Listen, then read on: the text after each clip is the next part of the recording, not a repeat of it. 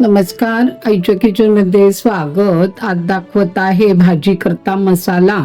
साहित्य सांगते, 1 कप हे शेंगदाणे भाजून घेतलेले आहेत, अर्धा कप सुखं खोबरं, पाव कप धने, पाव कप तीळ, 2 टेबलस्पून बेसन घेतलेलं आहे, 1 टीस्पून जिरं, 1 टीस्पून कसुरी मेथी, पाव टीस्पून ओवा, 1 चमचा काश्मीरी लाल तिखट, 1 चमचा साधं तिखट, हिंग, हळद, आमचूर पावडर, मीठ हे एवढं साहित्य लागणार आहे आपल्याला भाजीचा मसाला बनवण्याकरता। आता कढई ठेवली आहे, गॅस सुरू केलेला आहे। आधी आपण सुकं खोबरं भाजून घ्यायचंय।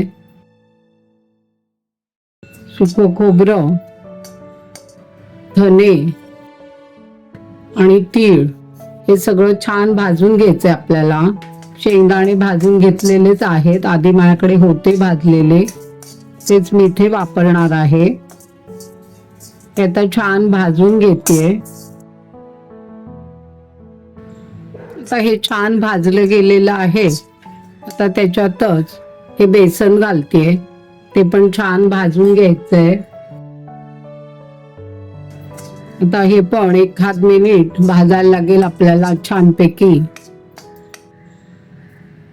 आता बेसन पण छान भाजून झालेलं आहे, तर त्याच्यात हे जिरं टाकतेय आणि आता गॅस बंद करतेय। छान खमंग वास आलेला आहे।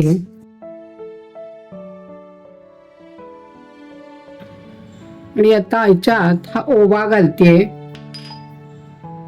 कसुरी मेथी, हे सगळं गॅस बंद केल्यावरच घालायचं, ओवा आणि कसुरी मेथी। जिरं पण आधीच घातलं होतं आणि गॅस बंद केला होता। हे सगळं छान असं भाजून घ्यायचं आपल्याला, कारण कढई गरम आहे, त्यामुळे छान भाजलं जाईल आणि मग मसाला आपला एकदम छान होतो, सगळं छान भाजलेलं असलं की। तर शेंगदाणे हे भाजलेलेच आहेत। आता हे सगळं कढईतलं भाजलेलं आहे, ते सगळं भांड्यात काढून घेते, कारण हे थंड व्हायला हवंय। तर हे भाजलेलं आहे, त्याच्यात हे काश्मीरी तिखट घालते रंगाकरता, आणि हे लाल तिखट, हे तिखट आहे, हे आपल्या आवडीनुसार कमी जास्ती करायचं। हळद, हिंग, आमचूर पावडर हा छोटा चमचा आहे, हे 2 चमचे घालतेय। आणि वाटताना ह्याच्यात मी मीठ घालणार आहे। हे थंड झालं की मीठ कमीच घालायचं, कारण आपण भाजी करू तेव्हा कधी कधी आपण पटकन मीठ टाकू शकतो शिजताना, त्यामुळे अंदाज घेऊन मीठ टाकायचं। हे थंड झालं की आपल्याला छान वाटून घ्यायचा आहे हा मसाला। वाटताना मीठ घालणार आहे मी त्याच्यात।